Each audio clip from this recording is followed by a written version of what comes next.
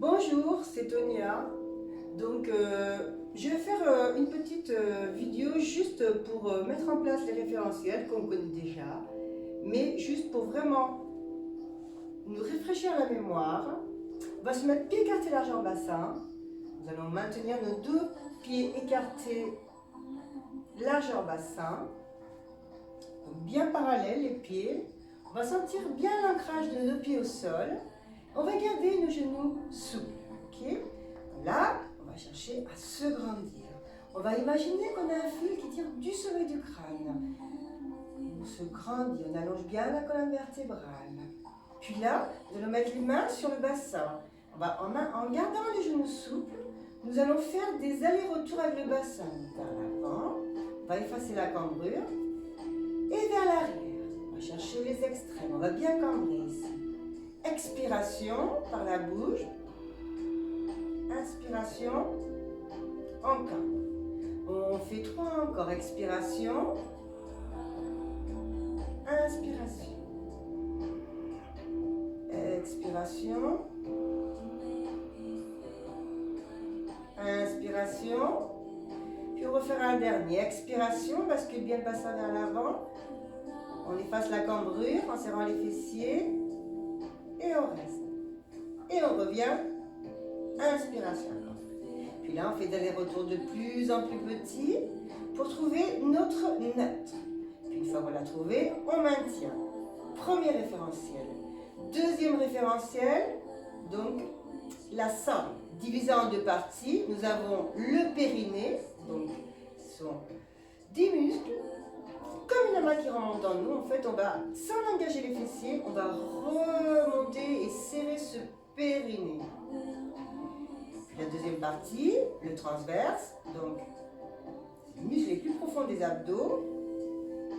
Pour les mettre en action, nous allons nous grandir. Sur l'inspiration, nous allons rentrer le ventre à 30% et se grandir. En même temps, on va aussi créer de l'espace entre la taille et la naissance des côtes. Okay. On va bien allonger la colonne vertébrale et on va laisser glisser épaules et omoplates. Engagement du périnée sans engager les fessiers. On allonge bien la colonne vertébrale, puis on va créer de l'espace entre la taille et la naissance des côtes. On maintient la sangle engagée à 30%. Troisième référentiel, on a la respiration latérale thoracique. Donc si vous mettez vos mains ici sur la cage thoracique, vous allez sentir comme sur l'inspiration, la cage thoracique se remplit d'air et sur l'expiration par la bouche, la cage thoracique se vide. On continue, inspiration.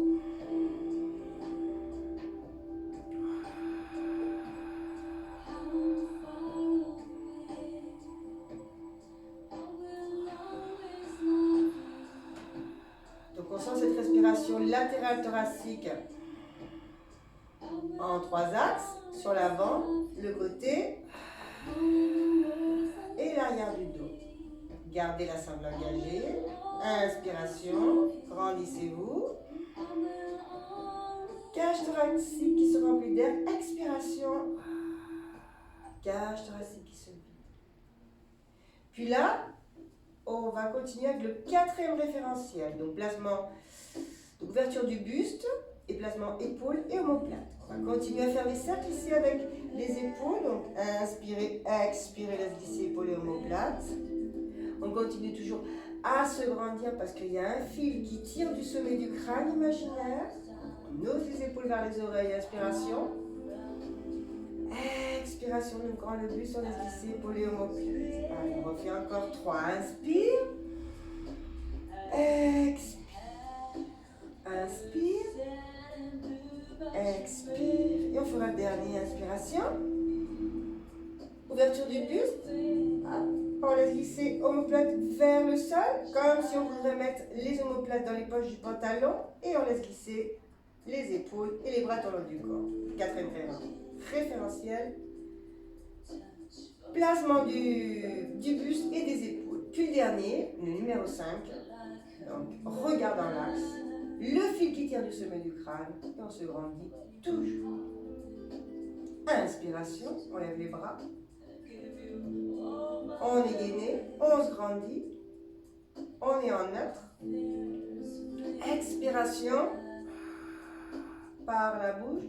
Puis on sent comme nos côtes se resserrent. Allez, on fait une dernière fois. Inspiration. Épaule abaissée, omoplate qui glisse. Quand je me grandis, je suis en neutre. La sangle très engagée, périnée engagé et sangle engagée.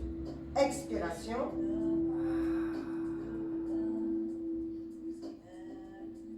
Voilà les 5 référentiels que l'on doit maintenir tout le long de la séance. Si jamais on oublie, c'est pas grave, on remettra ça en place. Au fur et à mesure, on va bien imprimer dans notre cerveau et ça viendra tout seul petit à petit. Merci.